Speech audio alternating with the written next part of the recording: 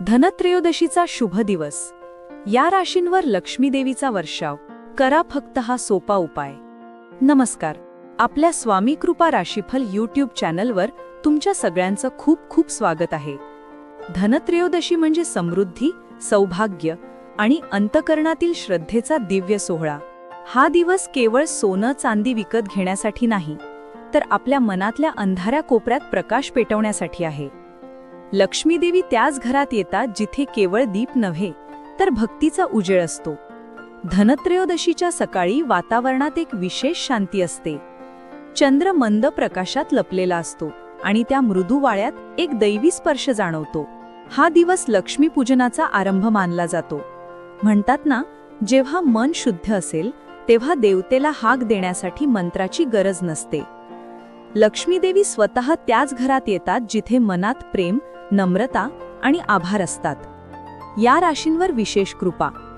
धनत्रयोदशीच्या या शुभ मुहूर्तावर काही राशींवर लक्ष्मी देवींचा विशेष आशीर्वाद आहे. त्यांच्या जीवनात केवळ धन नव्हे, तर समाधानाचं सोनं उतरणार आहे. वृषभ ही रास स्वतःच श्रीवृद्धीचे प्रतीक आहे.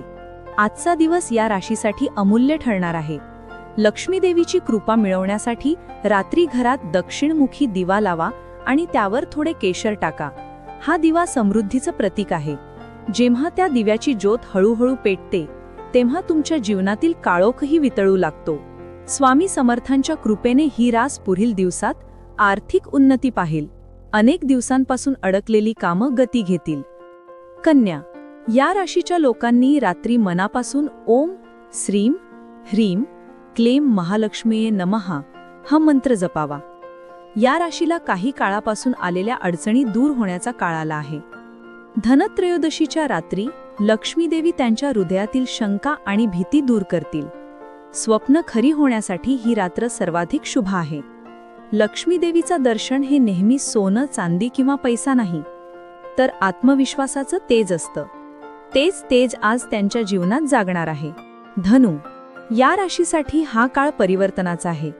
धनत्रयोदशीच्या शुभ क्षणी घरात गंध, फुले आणि चंदनाचा सुगंध भरावा.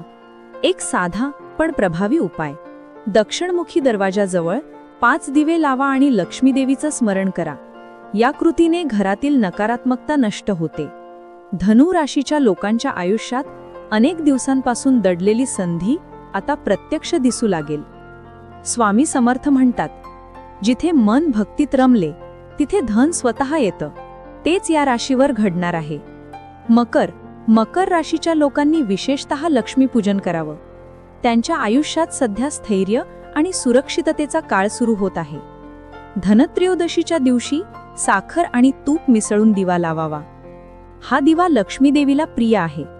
या रात्री त्यांच्या घरात धनसंपत्तीचा ओघ वाढू शकतो. स्वामी समर्थांच्या कृपेने घरातील कलह, चिंता आणि अडथळे नाहीसे होतील. ज्याचं मन शांत त्याचं घर समृद्ध हा मंत्र आज मकर राशीच्या जीवनात सत्य ठरेल. धनत्रयोदशीच्या रात्री एक साधा पण अत्यंत शक्तिशाली उपाय आहे. घरात उत्तर दिशेला तोंड करून एक दिवा लावा आणि मनापासून लक्ष्मी देवीला आभार माना. त्या क्षणी काही मागू नका, फक्त धन्यवाद म्हणा त्या घरात आधीच असलेल्या आशीर्वादासाठी.